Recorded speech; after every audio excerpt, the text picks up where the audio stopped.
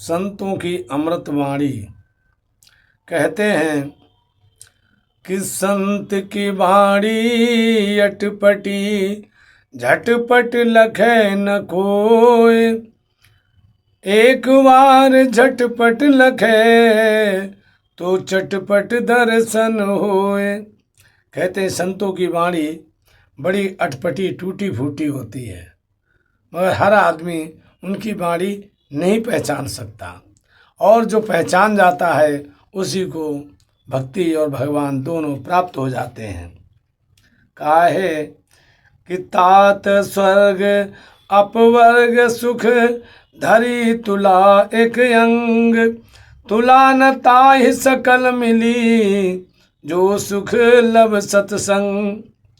संत के लव मात्र संग मिलने के समान स्वर्ग और मुक्ति की भी तुलना नहीं हो सकती।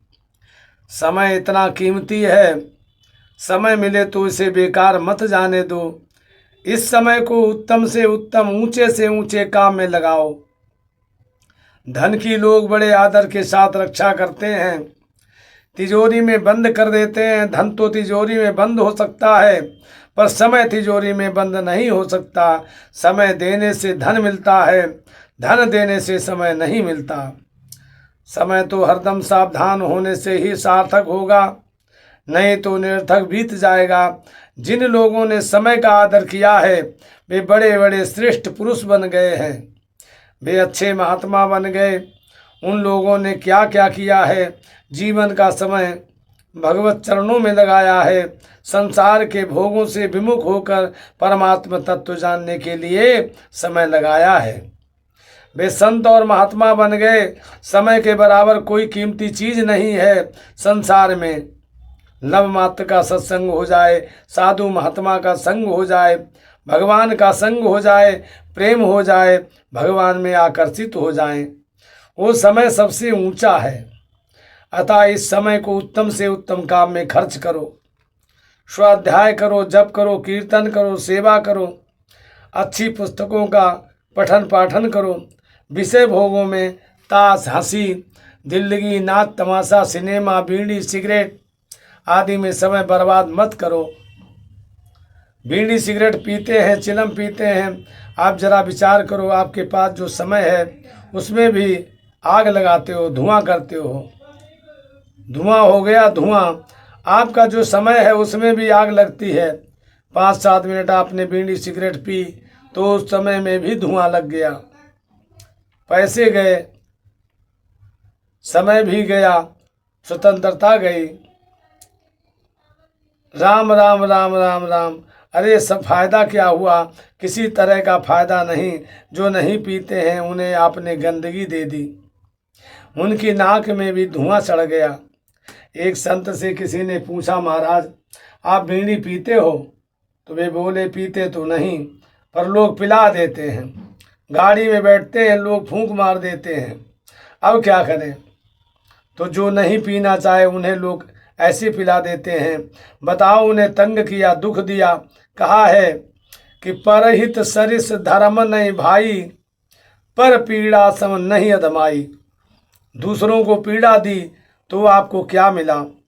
दूसरों की स्वतंत्रता में बाधा डाल दी और आप सदा के लिए परतंत्र हो गए, वो भी धुएं के। ऐसे निकम्मे काम में समय लगाया। राम राम राम।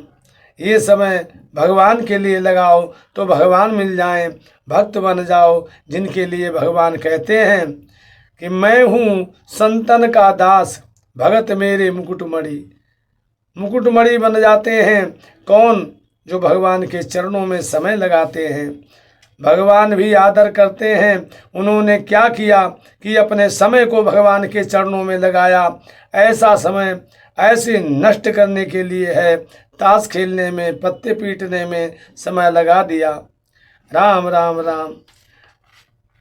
विद्या अध्ययन करते, सेवा करते, दूसरों का उपकार करते तो समय का उपयोग होता, कितना बढ़िया काम होता।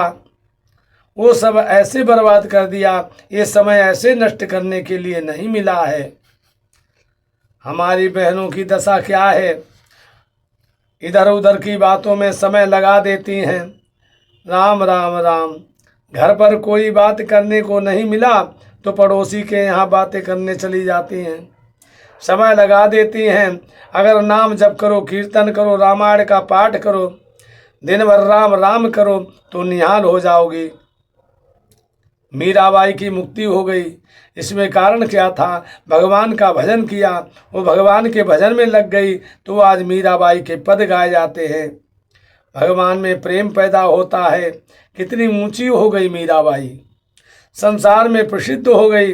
उनका कितना ऊंचा नाम, परंतु किसी से यदि पूछो कि मीरा की सास का क्या नाम है तो उत्तर मिलता है कि पता नहीं। भजन करने से जीव बड़ा होता है। अतः अपने समय को सार्थक करो, ऊंचे से ऊंचे, अच्छे से अच्छे, श्रेष्ठ से श्रेष्ठ काम में लगाओ, समय बर्बाद मत करो। ये पहली बात है। दूसरी बात, जो काम करे वो सुचारू रूप से करें। काम करने का तरीका, काम करने की विद्या बढ़ाते ही चले जाओ। लिखना, पढ़ना, बोलना, रसोई बनाना, कपड़े धोना, सफाई करना, झाड़ू देना, बर्तन आदि साफ करना है, बड़े सफाई से काम करो, बड़ी सुंदर रीति से करो। सुचारू रूप से करने से काम अच्छा होगा। नौकरी ही करना है तो नौकरी का काम ऐसे बढ़िया ढंग से करो कि जिससे मालिक राजी हो जाए। यदि मालिक कभी नाराज होकर निकाल भी दे तो निकलना तो पड़े ही, पर आपने वो काम धंधा करके जो विद्या हासिल कर ली उस विद्या को छीन लेगा। नीति में आता है कि ब्रह्मा जी भी वापिस नहीं ले सकते। काम करने की योग्यता है, आपका स्वभाव है, उसे कोई छीन नहीं सकेगा। वो गुण तो आपके पास रहेगा। वो कितनी बढ़िया बात है। थोड़े समय में, थोड़े खर्चे में बढ़िया काम हो जाए, ऐसा स्वभाव बनाओ जो सब लोग खुश हो जाएं, प्रसन्न हो जाएं। गृहस्थों से ऐसी बातें हमने सुनी हैं, जो माताएं बहनें चीज़ें अच्छी बनाती हैं उनका सब आदर करते हैं, पर इस बात का अभिमान नहीं करना चाहिए। अभिमान तो पतन करने वाला होता है। निर्ममो निरहंकार, अहंकार तो छोड़ना है। अरे काम धंधा करके फिर उससे भी अहंकार कर लो। इसलिए सुंदर रीति से काम करो, सुचारू रूप से काम करो। मान बढ़ाई के लिए नहीं, रुपए पैसों के लिए नहीं, वाह वाह के लिए नहीं, अपना अंतःकरण शुद्ध करने के लिए, निर्मल करने के लिए, जिससे भगवान में प्रेम बढ़े। प्रेम बढ़ाने के लिए काम धंधा करो, सेवा करो। काम में चातुर्य बढ़ाने से आपकी मांग हो जाएगी। तीसरी बात, व्यक्तिगत खर्चा कम करो, दान पुण्य करो, बड़े बूढ़ों की रक्षा करो, दीनों की रक्षा करो, अभावग्रस्तों को दो, सेवा करो। पर अपने शरीर के निर्वाह के लिए साधारण वस्त्र, साधारण भोजन, साधारण मकान, उससे अपना निर्वाह करो। भाई बहन सबके लिए ये बड़े काम की बात है। जो खर्चीला जीवन बना लेता है वो पराधीन हो जाता है। खर्चा कम करना तो हाथ की बात है और ज़्यादा पैदा करना हाथ की बात नहीं। आजकल लोग खर्चा तो करते हैं, ज़्यादा पैदा के लिए सहारा लेते हैं। झूठ, कपट, बेईमानी, धोखेबाजी, विश्वासघात का। इससे क्या अधिक कमा लेते हैं? अधिक कमा लें, ये हाथ की बात नहीं। खर्चा कम करना हाथ की बात है। जो हाथ की बात है उसे करते नहीं, और जो हाथ की नहीं वो होती नहीं। दुख पाते रहते हैं उम्र भर। इस बात को समझ ले कि भाई अपने व्यक्तिगत कम खर्चे से ही काम चला सकते हैं। बढ़िया से बढ़िया माल खा लो और चाहे साधारण दाल रोटी खा लो, निर्वाह तो हो ही जाएगा। यदि शरीर बीमार है तो दवाई ले लो। निर्वाह की दृष्टि से तो कोई बात नहीं, परंतु स्वाद और शौकीनी की दृष्टि ठीक नहीं है। ये बहुत गलती है, बहुत बड़ी गलती है। इससे बचने के लिए, स्वतंत्र जीवन बिताने के लिए खर्चा कम करो। धन कमाना आजकल होशियारी कहलाती है। लोग कहते हैं कि बड़ा होशियार है, कितना धन कमा लिया, अरे इसने, अरे धन क्या कमा लिया, उम्र गंवा दी। आप मरेंगे तो कौड़ी एक साथ नहीं जाएगी। धन कमाने के कारण जो झूठ, ठगी, बेईमानी, धोखेबाजी, विश्वासघात आदि अपनाना पड़ा, वो जमा हुआ है अंतःकरण में, और धन रह जाएगा बैंकों में, अलमारियों में, बक्सों में, ये साथ जाएगा नहीं। धन संग्रह करने में जो जो पाप किए वे साथ चलेंगे, तो ये पाप की पोटली सिर पर रहेगी, साथ चलेगी।